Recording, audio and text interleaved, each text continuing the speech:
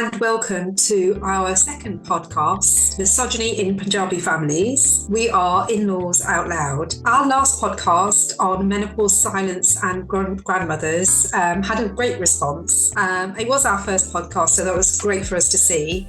It clearly was a topic that our listeners were interested in particular, the element around menopause. I received so many messages from women who were telling me that they've gone into menopause at a very early age. You know, they're in their sort of late 30s, early 40s, and they couldn't understand what's going on with their bodies at the moment.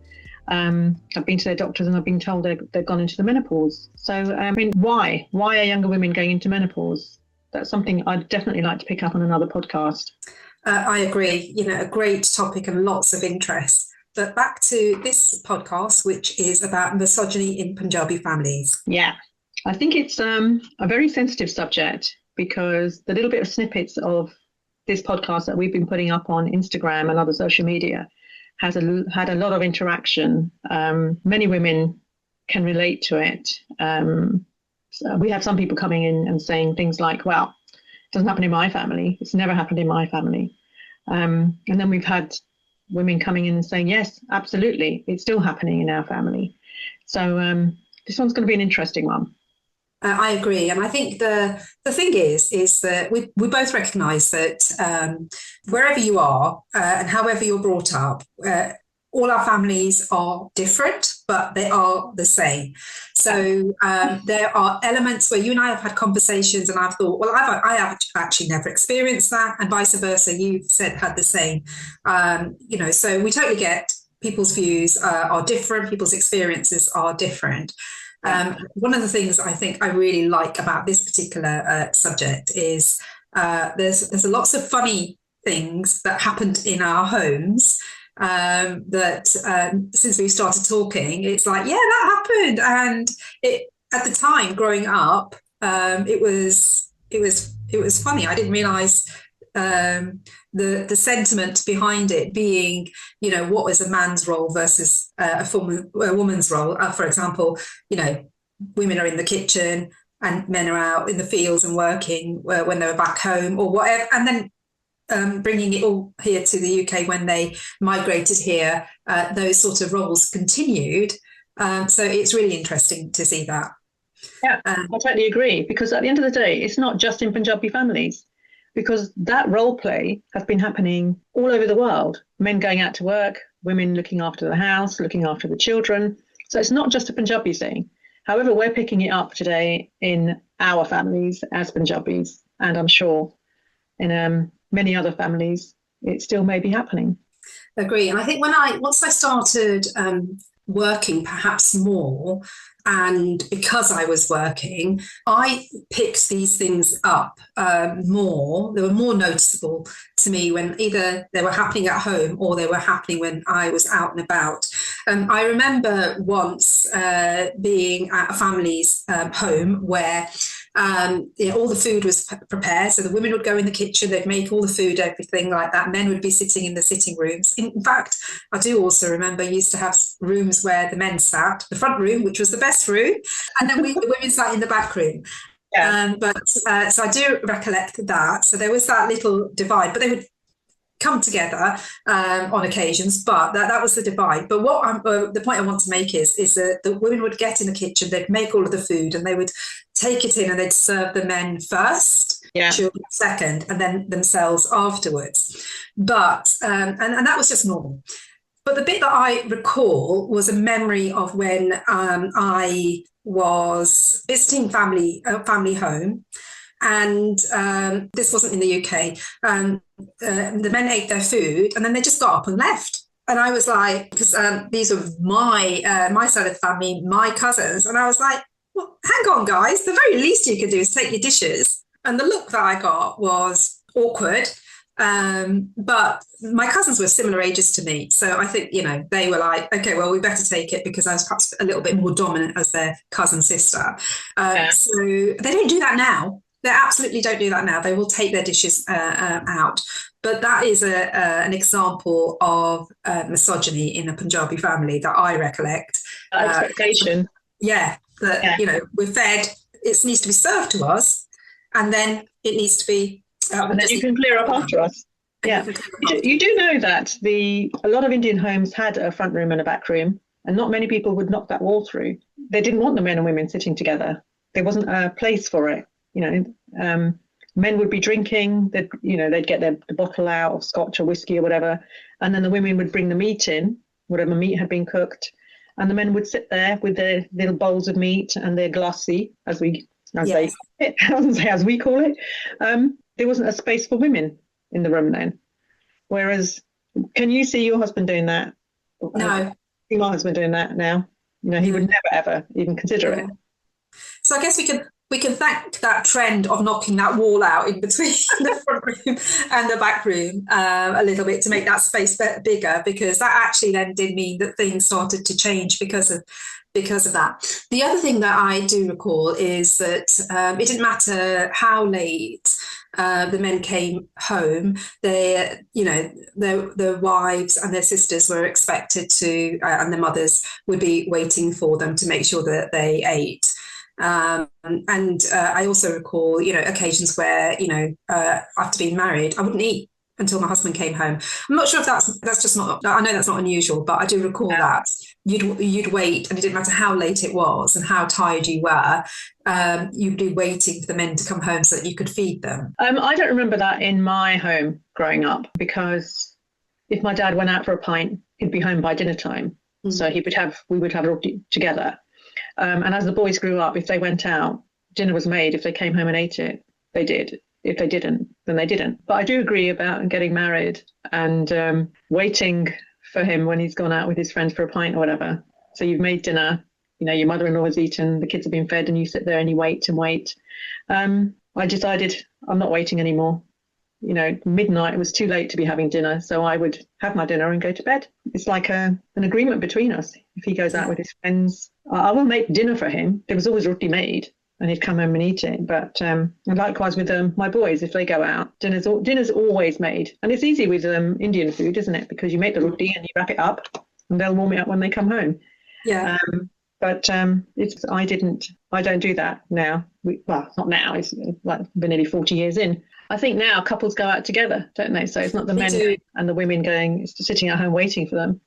Although I'm sure in many homes that still is the case. Yeah. That wall hasn't come down. They haven't got that lounge knocked through, and the men are sitting in one room and the women are in the other. Yeah. I think another thing that used to happen before was that the women wouldn't have an opinion, or their opinion would be second or third in the ranking when there were family matters in particular that needed discussing. So I do think that used to be, you were almost like a second-class citizen in your home. And when I'm looking back to my youth, I think that there was a little bit of that for my mum, but over time, her opinion became more and more important, and that just wouldn't happen nowadays. Just like there's a lot more shared responsibilities in the home. Yeah. So it's something like that virtual middle wall between the two has been knocked down, so that actually the woman's opinion matters as much. In some cases, I guess, is more important nowadays because we have found our voice. But I do remember that, if there were matters that needed discussing, then it wouldn't involve the women in the house. The men would get together and discuss and agree a way forward, and the women would just be told. So I'm great that has evolved. Oh, sorry, I've got to stop you there for a minute. There are still, and there were, families where, like yourself, you say you had your father and your mother, and things wouldn't be discussed with your mum, because the father would be discussing these things with his siblings, his sister, his mother, and the daughter-in-law didn't get a look in. So she wasn't asked for her opinion, even though he's married. This sister could be living in the house with them. She could have kids of her own. I don't know. She could be single, but her opinion was more important than your wife's. And I know a lot of people who went through married life like that until eventually, the husband had to speak to the wife or built a relationship with her and still stepped away from that. Is that misogynist? I don't know, because you're still talking to another woman. You are. Into your mother. Yeah.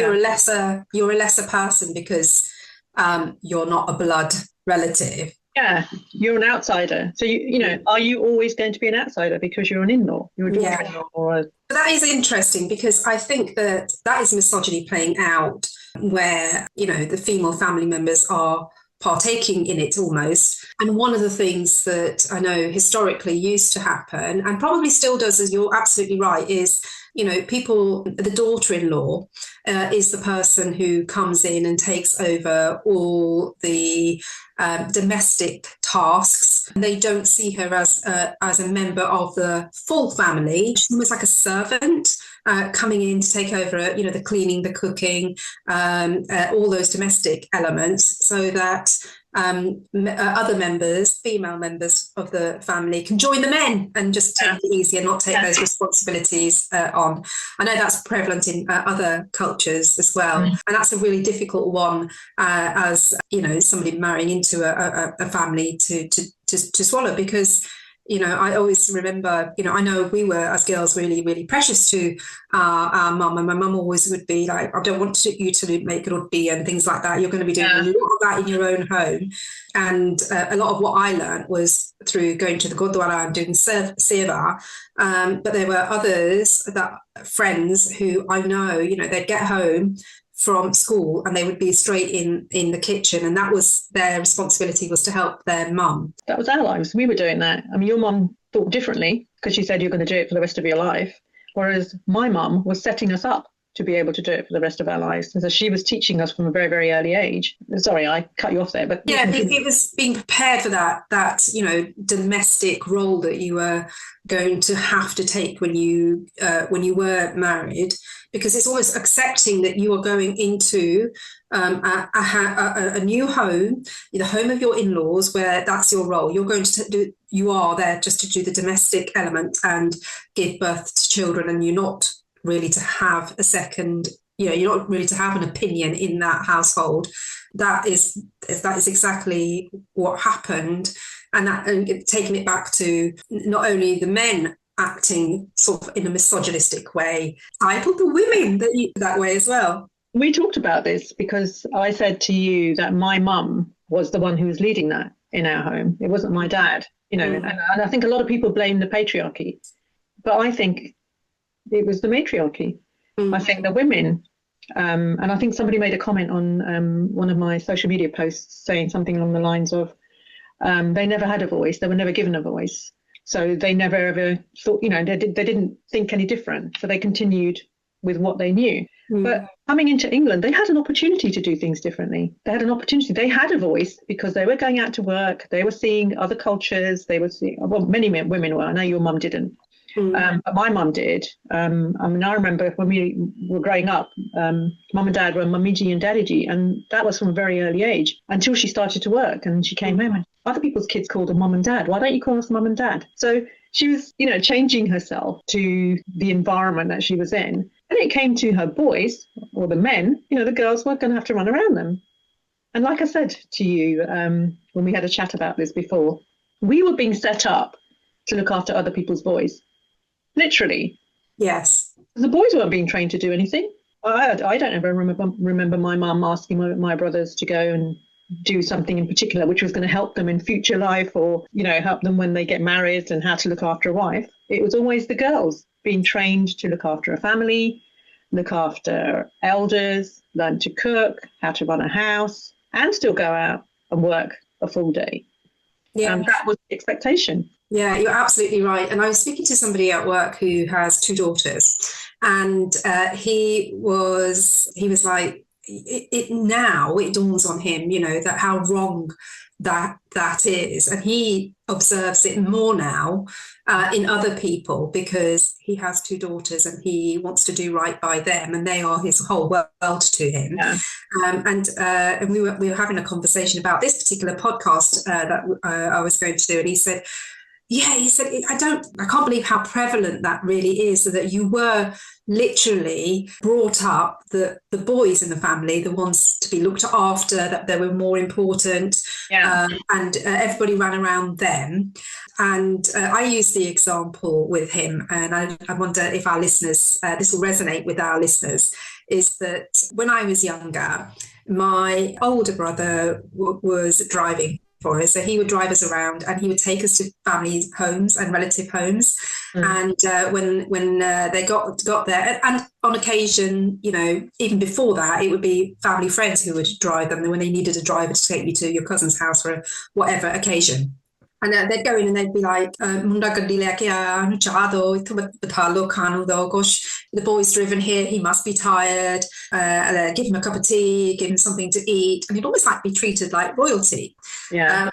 Roll on a few years, like we're driving, girls are driving to cousins' houses and relatives, and you don't get any of that anymore at all. You're expected to not only drive to the event or the occasion or the family home, you'll basically become a chauffeur, because you take them there. The men have a really good time, have a drink, have a nice meal, etc. And then you're in the kitchen making the roti, preparing the food. Not only have you driven, you're now feeding them as well. That's right. And then once they're all done and dusted and you've had to wait hours and hours for them to finish, enjoying themselves, you then have to drive home. Yeah. And they're probably I often used to think, well, I remember when, because you drove to the house, you did the driving, you got treated like royalty, but none of that anymore. Yeah, you never got that. No, and some of that really, I guess, is still that misogynistic behaviours that are inbuilt around being the boys are more important, more superior, and maybe unwillingly played into that as well. They didn't know any better. They didn't know any better, or maybe they didn't want to know any better. I mean, you married into a household where there were only boys, there were no sisters. So what was that like for you? I mean, was your husband involved in the running of the house, the cooking, the cleaning? Were they helping their parents, or was it still your mother-in-law doing everything? So I think predominantly it still was my mother-in-law who was doing everything. Kitchen was her domain. My mother-in-law worked as well. So it was a bit of a different household, because she worked nights, and they weren't, my mother and father-in-law didn't stay in the same house. They had separate houses. So when sounds like a dream. So when my dad would come, he would literally just come for his meals, and then go. But he would do the grocery shopping and things like that. He'd bring the whatever needed cooking. Yeah. But the kitchen was her domain, and the boys didn't really go into the kitchen too much. And that's not because they didn't want to, but because it was mum's domain. Obviously, when she wasn't there, they'd feed themselves. So that was good. And then when we got married, I went into her kitchen. But I always had to hold back. I wasn't like, I'd be led by her. It's her kitchen. And that's how it was. And if she wasn't there, I would cook. And I remember telling this story once that, my food was never really quite good enough, whereas in her eyes, but Dad, my father-in-law, and my husband most certainly, and maybe not to a lesser degree my brother-in-law, didn't really say too much, that they'd always be really complimentary about my cooking. And then on one occasion, I can't remember what it was, I think I made saag, and it was spicy, grara, like we say. It was spicy, maybe a little bit hot. And my mother-in-law said to me, Mum said, and I thought, well, it wasn't really that bad, it wasn't really that spicy, but it was a criticism of my food. So the next time I made it, like, I put loads and loads of chilies in. So when she actually did taste it, and it was that hot, that and her more so because I made a point of putting extra. But I think that was part of me as well, is like, retaliating a little way in the way that I could, because it was her kitchen and I couldn't do it any other way. So that's how I did it. I've got a different story. When I started to cook for the family, I went from a huge family into a very little family. There were only 3 of us, because my husband's brother had his own place and his sister was living in another country. So it was just the 3 of us, and I would cook, and sometimes I'd forget, and I'd make enough dal to feed my own family that I'd come from. And I still remember my mother-in-law ringing up relatives and making the comment, "Honta dal hafta bar khani paogi." Oh, that we'll be eating dal for a week now. But rather than telling me, you don't need to make such big quantities, you can make less dal now. And it was quite funny, actually, because my brother-in-law had come over that day, and my husband and, no, sorry, it wasn't that day, it was another time when she'd cooked dal. And I think my brother-in-law made a comment about, "Dal kitani banaiya?" what sort of dal is this? Because it doesn't taste very nice. And she looked at me and she looked at them and she said, oh, she made it, even though I hadn't at that time. But I remember looking around thinking, who's made it? Me? I don't know. Maybe that's all they knew. They weren't like us. They didn't have that educational background. So the only way to impress people was with their cooking skills, I guess, and their house running skills. Because all I ever used to hear was that so-and-so's house is so clean, and so-and-so's daughter keeps such a clean house. And even to this day, I hear on the phone with my sister-in-law from Canada, and they're talking about somebody's house and what a clean house she keeps. Is that what we're here for? I think this goes back to what you're saying about, the women or the patriarchy, reinforcing that misogynistic behaviour, doesn't it? Whilst you were saying that, I just had another memory because I guess I was a little bit of a rebel, and I know you're a rebel, sis. A little bit of so I'd rebel against these kind of things, and I remember being about maybe I was about 10 or something like that. And my aunt came, and her daughter she had daughters and sons as well. And my aunt told me to go and make some tea. So your aunt on your mum's side, your dad's side? My dad's side. My boy, yeah, my dad's right. So tea. And I was like, asking me to make the tea, she'd always be saying things like that, go and do this, go and do the domestic stuff. And I never really liked it. So even at that age. So I went and made the tea. I don't know, I don't think I put the tea on, but my mum would have the tea on. And I went to go and get the tea, and I put it into cups, and I didn't put the sugar in. So my mum hadn't put the sugar in. So what she did was she was like, go poured it all out. And then she said, you've forgotten the sugar. You're not going to do very well when you grow up and get married because you don't know how to make a cup of tea. So anyway, I went into the kitchen to put sugar in her tea, in her mug, and I put salt in instead. Oh my goodness! Yeah, oh my goodness! 2 or 3 teaspoons of salt in, and I took it in, and she took a sip, and she spat it out. She was, what is that? And I was like, what? And she said, I was like, no, I thought it was sugar. Anyway, that's me rebelling. I like it. I like your style. Well, she never asked me to make the tea again. I do also remember once getting us to make roti to see who was the roundest roti. So me and my cousin. She was her daughter, was she? Yeah, her daughter. So it wasn't just exclusive to me, I guess, she made it a bit of a competition to see whose roti was the roundest. I don't think mine was, but because I didn't really know how to make roti. So my sister used to do that. Every time her roti was not right, I'd come in the kitchen and she'd have like 6 roti that were burn or not right, and I'd say, "So who's going to have them?" And she'd say, "I'm having those." I'd be like, "All 6 of them?" And she'd say, "Yeah," because you couldn't serve those, so she'd just keep saying, making them wrong, and saying, "Yeah, that's mine. That's mine as well. That one's mine too." Yeah, I hope she's listening to this. But yeah, so going back to the word misogyny, it didn't exist in our time. There wasn't a word that I was aware of that covered these behaviours within families. I would have said favouritism, favouring the boys. I wouldn't have used the word misogyny. And I think I probably didn't even know it existed until not quite recently, but just a few years ago. Where did it come from? Where did this misogynistic behaviour start? Where did it come from? Because my father wasn't a misogynist. He rolled his sleeves up in everything. He did everything. They did a role reversal in our family. Mm-hmm. My mum did things that I would never dream of doing.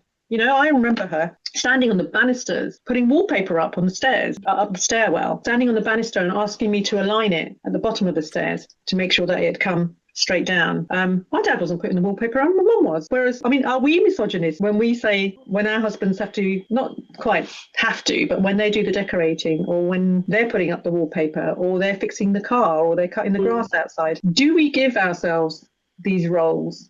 Because I have never gardened. I've never gone in the garden and done the gardening, but my daughter does. My oldest daughter is a keen gardener, and she used to roll her sleeves up and get in the garden with her dad. With decor, she's been, she and her husband, they do things together. Sometimes he'll do more than she does. Sometimes she'll do more than he does. And he's a great cook, so he spends a lot of time in the kitchen as well. When did misogyny start, and when did it end? Where did it end? Has it ended? Has it stopped in Indian families now, Punjabi families? Yeah, I don't know. So I think that for us, certainly being the first generation born to our parents who came to the country for the first time, I think some of it obviously definitely came with them, and again it started to creep out because they learnt to do things differently, and they had to cope doing things differently here in the UK. So I have no idea. I think that there are gender specific roles all around the world, and maybe from time immemorial they have, been there. But certainly we know in our history, for example, there have been occasions where it hasn't been that way. So I don't know, sis. I mean, in Punjab, back home, should we say, when our mothers were growing up, our grandmothers were growing up. I shared a reel not so long ago on Instagram where my mother-in-law was saying I shouldn't be saying my husband's name. I shouldn't be calling him by his name, and that she never used my father-in-law's name. She always said he was so-and-so's dad. So it was usually the older child. So in my case, my mum always called my dad Bindila Daddy. My mother-in-law called my father-in-law Bummila Daddy. And then my sister-in-law to call her husband Sabila Daddy. And the joke was, well, what were they called before we had the children, before the kids were born? They must have called them something. And she made a statement, and she said that her father never used her mother's name. So that respect was mutual between them. He never said her name. She never said his name. And he would call her so-and-so's mother, and she would call him so-and-so's father. So to say that it started way back, I don't think it was an expectation. I think it was something that just happened in some families and didn't in others. Somebody said something to me about, it goes back hundreds of years. Well, if we go back hundreds of years, and I come from a Sikh family, as you do too, and we know in our Sikh history, my Buggle was leading an army into battle, whilst elsewhere in the world, women were being burnt on crosses, being witches. So where did it start? Where did misogyny start? Did it start in India? This is the thing that I'd want to know, because we're very quick to say certain Indian men behave in a particular way, and they still do. But where did it start? That's the question. Because our Guru Nanak said we're all equal. Yes. I'm quoting from our religion again, but he did. He said we're all man, woman, from her, kings are born. Yes. So, I don't think he would have said, right, you get in the kitchen, make me a couple of rupiah, please. It didn't work that way. No, yeah, I think that's really interesting. And I know that in other cultures, in other countries, like, you did have female warriors, like, for example, Bodicea in France. So there are women in history. Yeah. I have no idea. I mean, I guess it goes back to, as men and women, we have different strengths and weaknesses. And equally, there are skills that we're good at and men are not, etc. So, but as I do know, you talked about decorating. So in my home, so my dad would be the decorator. He'd put the wallpaper up, etc., etc. I would help him. That has stayed with me. So now that I'm married, I'm more likely to paint a wall or want to put the wallpaper up because I have a clue because I did it with my dad. Whereas, Raj is not that interested in it. When I speak to colleagues at work and friends out of work, they're of all cultures, they will say, I absolutely hate the decorating. I will pay someone to do it. But also, shall we say, we do talk about cooking. So in my home, and I know it's the way that we've raised our families, because your son is married to my daughter. So I know he loves cooking. My husband loves cooking. My son loves cooking. So that responsibility is shared. And I speak to people outside of work and they say that. So whereas it would always be the woman's domain, the domestic, the kitchen, when we were growing up, that has evolved. In fact, it reminds me of another funny story about my mum and my dad. So kitchen being my mum's domain, so she'd put the tea on, it'd be boiling away, and my dad would come into the kitchen and he'd shout and he'd say, "Koi hai ga ya? Cha kabli ho gayi." Is there anyone around? The tea is boiling and it's going mad. He'd put the gas down, but he would say it every single time, but not necessarily think that, oh, it's boiling, so I need to put the milk in, I need to do this, I need to do that. But he would make it known. Someone needs to come and check the tea. Yeah, and that would be my mum. It's crazy, isn't it? It's crazy that we've grown up with that and we've accepted it when our parents were living that life. Yeah. And then we've gone into our own homes. And initially, I remember my husband used to do everything. He obviously, because he was the only child. Brother had got married, his sister had got married, and he was the one at home. And my mother-in-law always suffered from asthma, so she wasn't able to do much around the house. And he used to iron her suits as well. And he used to tell me that it used to take him all day sometimes on a Sunday to sit there with the iron. He said, I should just watch TV and iron her salwara. And he used to make me laugh. He used to say they're like flipping hot air balloons because they're so wide. Bellow, aren't they? Yeah. Do you remember back in the day when they never used to have the pleats at the top? So yes. the top was just not as wide, a lot wider than they are now. Yeah. Yeah. So they'd be like spread across. And then you'd put the nala in and then draw them together, so like a drawstring. And he said, when I got married and I took over that, and I think to myself, my goodness, he's been ironing these since he was like quite young. He's been doing the ironing, he's been maintaining the house, not so much the cooking, but the cleaning, the decorating. So even now, and I sometimes think to myself, when I came along, that expectation, once again, from a woman, was that I was going to come in and do all that. In the house, doing the cooking, looking after the kids. Yeah. And she had retired by the time, shortly after I got married, actually, she retired and she would be out for the day. But it was still her home. She was my age. She still could have been doing stuff, but it becomes the responsibility of that new girl that's come into the house. Yeah, yeah. And I, even now, because she could never do the vacuum or anything like that because the dust would give her the asthma. And I used to say to my husband, well, before you did it, who was doing it? He said, my dad did everything. This woman has never had to do anything for herself because there's always been someone taking care of her. And it's quite funny because if he picks up the vacuum cleaner and I'm sat down on the sofa with her, she could be sat there watching a movie and I'm just going to sit on the sofa with her and watch it. It'll be vacuuming around both of us. She doesn't see it as he's vacuuming. She sees it as you're not doing it, so he's having to do it. Yeah. So I get that look to say, you're sitting here watching TV and here my son is cleaning the house up around you. But he likes to do it. And he always says he does a better job. Apparently, he thinks he does a better job. And I know for a fact that Baji, your husband, he likes a clean house. So I know he's always cleaning. And when I come around your house, I'm always like, oh, make sure this isn't out of place. Make sure I leave this like this. And then he laughs about it, when I say to him, Baji, I put that back there where I got it from. He's like, just relax this, you're at home. You're at home from home. But, some people just like things in a particular way. I'm sure if my mum was still alive now and I said to her, if she said, Kiki Taj, what did you do today? And I said, I watched a few movies. I recorded a podcast with Baljit and I went out. I went for a walk and Bill cleaned the house up. And I asked him to take the washing out of the laundry and just put it in the washing machine and put it in the dryer. She would be horrified. She would be horrified. She'd be like, what? What do you mean? And she would do that. And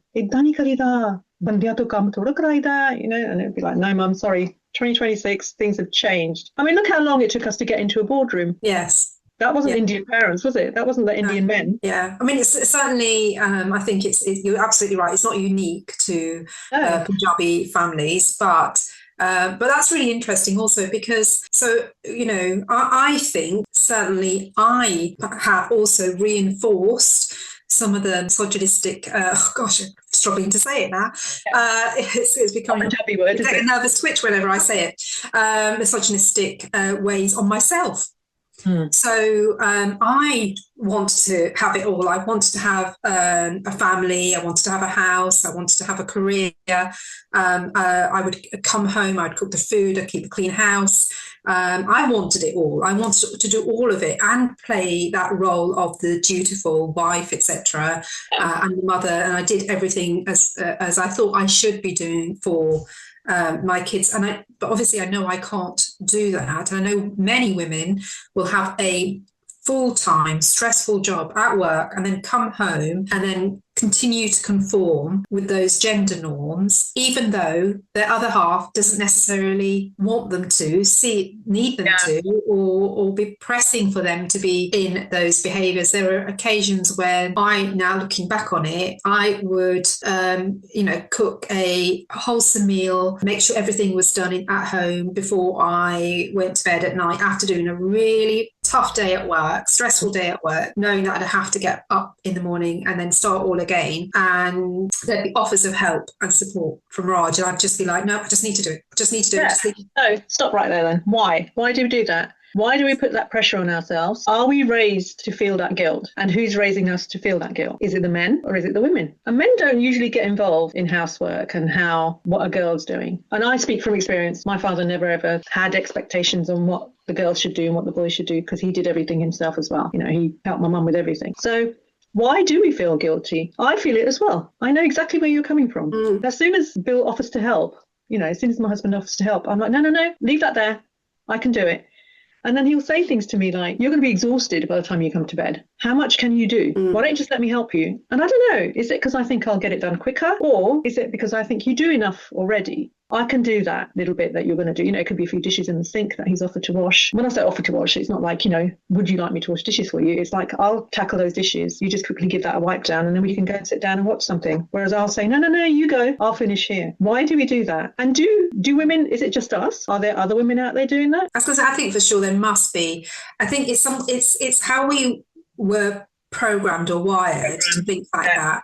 And it's taking, our lives for that to deprogramming.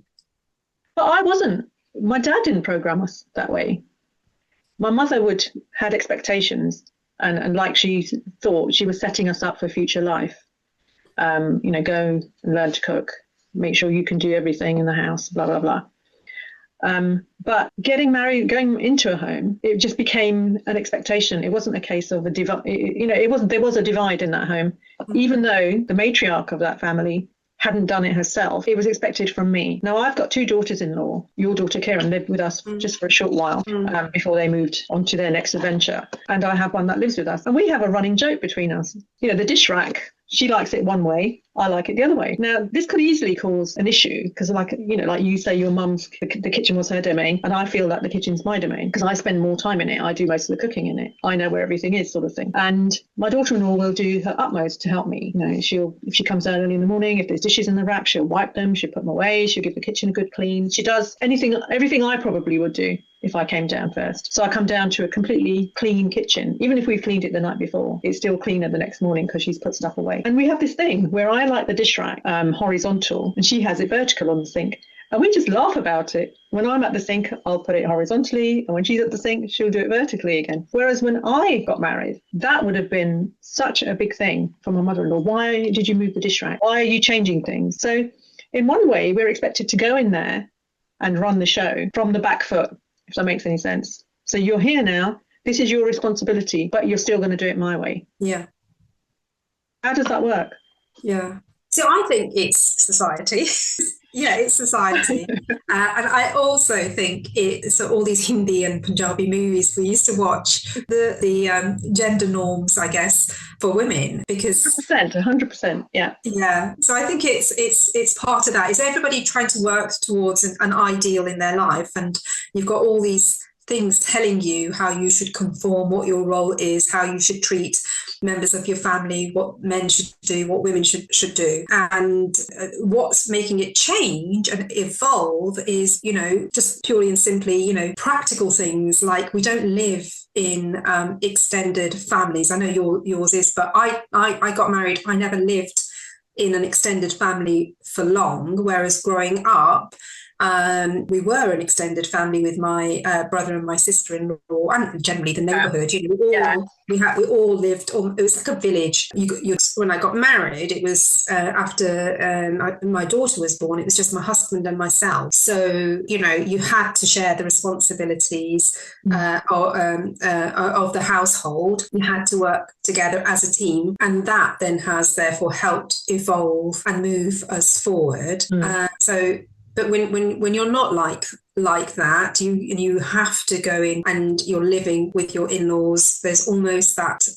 You talk very much about you and Shelley, and I think that is unusual. I don't know. I don't live in that setup. I don't know anybody else who lives in that setup. So, but the way that you guys are, you are different. I don't think every household would be like that if you lived with your mother-in-law. Certainly a generation back, with you moving in with your mother-in-law, it was clearly different. But I think that in order to move forward and have all the things that we aspire to, living how we do, it almost forces you to start sharing the responsibilities. And I think that's what's helping things move forward. Yeah, and I think that men are also thinking differently now. It's not just the women who think, right, we're not going to keep on repeating history, because men are thinking to themselves, well, you know what, I can do this. I can take this off her. I can handle this. Whereas before, the man wouldn't use his brain enough to think, how can I help her today? Going back to what you just said about the extended family in our family, kids have a choice these days. They have the choice of whether they want to live with in-laws or not. And my son and daughter-in-law have decided that they want to. They want to be part of the extended family. They want their son to have their grandparent and have his grandparents in their life every day, and a great grandparent. I mean, who has that these days? But people are living longer, so extended families will go on a little bit longer. I'm finding that culturally, where Indian girls would sort of, when they're thinking about getting married, it'd be like, well, I'm not living with my in-laws. I know that my own daughter says that sometimes, she's not quite in those words, but it's very much like, I want to get my own place before I get married. And I think to myself, there's that choice there now. And we as parents also want our children to leave the family, the nest, and go out and be independent. And, your home and my home will always be a home for our kids. But they do, we offer them that little push to say, go and do your thing. We never had that. Yeah, you're right. And I think that part of this is that we want our children to be fulfilled, and to be happy. And we recognise, for them to be fulfilled and for them to be happy, they have to take their own path and make their own decisions. And boy, do they have a lot more opportunity than we did. I think you and I are we're in that generation where, as far as our parents were concerned, fulfillment looked like for us as the girls in the house would be getting married, having children, having a husband, having a home, etc. Whilst we have those things, we ourselves have grown in an era where we have had to go out to work. We then know what fulfillment means for us. It's different things, so it's not just about work. It's like we're working on a digital platform now, and social media, so that's a completely different kind of fulfillment. So we know we want different things, and we're placing value in those and giving our time and effort towards those. So hence our children know our expectations of them are different to what our parents had. It is only what you know at the time. That's how you bring your kids up. So I think that has evolved. And I always remember my mum, bless her, she passed away in 2016, but in her latter years, when we would talk, she would say, she felt really sad, and that she had made us conform, and that she was worried about us as her daughters, and she didn't want us to go out and further our education and do things like that. And it was really important that we got married really as soon as we were at that age. She wanted us to make sure that she wanted to tick that box as part of her responsibility, my dad's responsibility as parents. But she was really fearful for sending us out to college and to university and work, because, our virtue was very precious and it was very important. That, I think, also feeds into some of the misogynistic behaviours that happened historically. It was about protecting the girls, keeping them in an environment where men didn't go into the kitchens and doing those roles where you weren't taken out of the home, you stayed at home, you did all these domestic tasks, because your virtue was something that the family's reputation hung on. So the family's honour rested on the shoulders of the girls. And we've talked about this. So in Punjabi, we call it izzat, kardi izzat, the kudiyan kardi izzat hundiyan. Basically, the girls hold the honour of the family. And you just reminded me of a story that my mother-in-law tells, which goes back to, I think, when she was a young girl, maybe. And there was just a nice girl, lived in a big house. They were quite a well-to-do family, so they had all uncles, aunts all living together in a big house. And this girl was just a young girl, simple, probably didn't get any schooling because they never used to school the girls back then. And one night, a guy broke into her bedroom and he was seen leaving her room. Now, when she was asked who he was, she was clueless. She didn't know who he was. It was, I don't know who he was. He came into my room and then he left. So somebody had broken into their home. But because she was a young girl, and this was a long time ago, they saw it as dishonorable. So people now knew that this guy had been in her room that night, regardless of whether he was there for 1 minute or whether he was there for 10 minutes or whether he was there for half an hour. But there had been a man in her room. And the next night, the men had a meeting and they called the girl over and they gave her a glass of milk. And that girl didn't question it. She drank that milk and they poisoned her. And they said that she had died. I was absolutely horrified when I heard this story. But this is what used to happen. And I'm sure it's happened in other families too. It's quite heartbreaking that this girl didn't even have nerve to question it or to say, no, I'm not drinking it. She just drank it. And the next morning she was dead.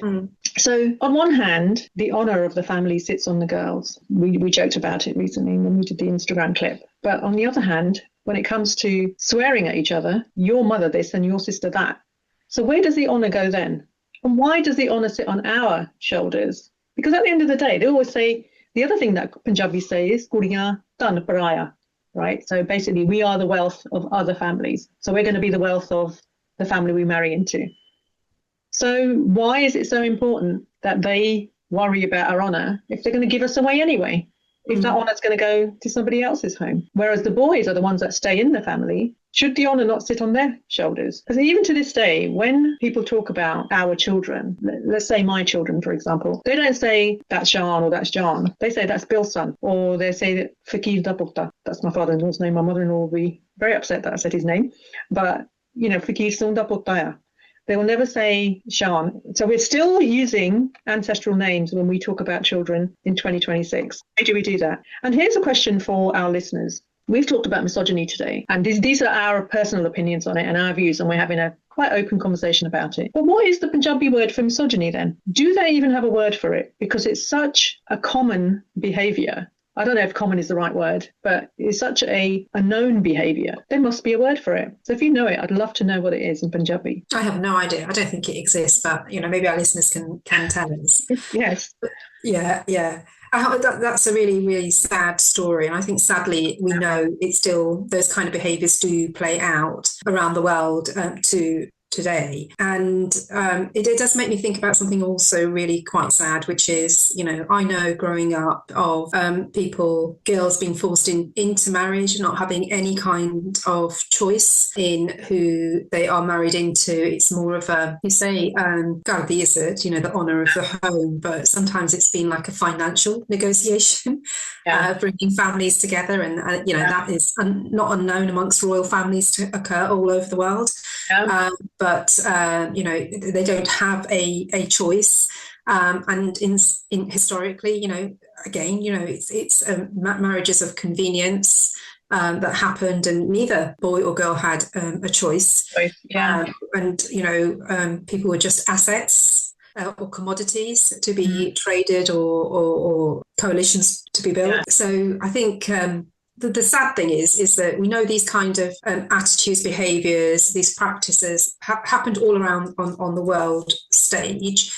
But the fact that there are elements around that are still reinforced in families today around the world, and behaviours within the home, which, I know we kind of have talked about it from a serious perspective and from a humorous perspective. We've talked about how misogyny has kind of evolved, and how not only is it reinforced by men, but actually sometimes reinforced by women, and is reinforced by us ourselves, because we want to conform, we want to be this all singing, all dancing, this perfect. And there isn't a term in Punjabi, I don't think, I'm happy to be corrected, but maybe misogyny should be redefined as an attitude or a behaviour that is not necessarily just assigned to men. It actually, from discussing it today, I think men and women have elements that they are misogynistic. I think there's a real truth in that. So maybe it needs to be redefined. I think we've talked about lots of really, really interesting things. But what I'm taking from today's discussion is that how much we ourselves have, or organically or just evolved. We just naturally evolved to being a different breed of women, a different breed of in-laws, that I know the output of that, the product of this evolution is our children. And, as much as my son will hold my shopping for me, my daughter will do it as well. As much as my daughter will cook for me, my son will cook for me. And as much as I do for my family the things that I am good at, my husband does for the family things that he's good at as well. And that makes me so happy. And I think that is the perfect end to this conversation. The fact that there are men in this world now who can hold their own, and they can hold their own in a kitchen, and they can hold their own with housework and in other areas as well. And there are women now who can hold their own in a boardroom. And I sometimes feel it is the support of those men that allows us to feel able to do certain things. As you know, I wrote the book last year, and my husband is just so proud of me. And he keeps on saying, I can't believe you wrote a book. I can't believe you wrote a book. This is the first person in our family who's written a book. And since we started this podcast, he just keeps calling me the podcaster now. It's like, your mum's a podcaster, recording a podcast at the moment. Don't bother. And the fact that they're proud of us and they're pushing us to do things, and our children are pushing us to do things that, mum roles don't really do. We're at that age now where we should be looking after our grandchildren. But we covered that in our last podcast. Yeah. So thank you ever so much for our listeners for joining us today. What we would very much like is to hear your opinion on the subjects that we have spoken about, and also to hear about your experiences. Thank you for listening. This is In-Laws Out Loud. It's the B2B conversation. We hope you'll join us next time.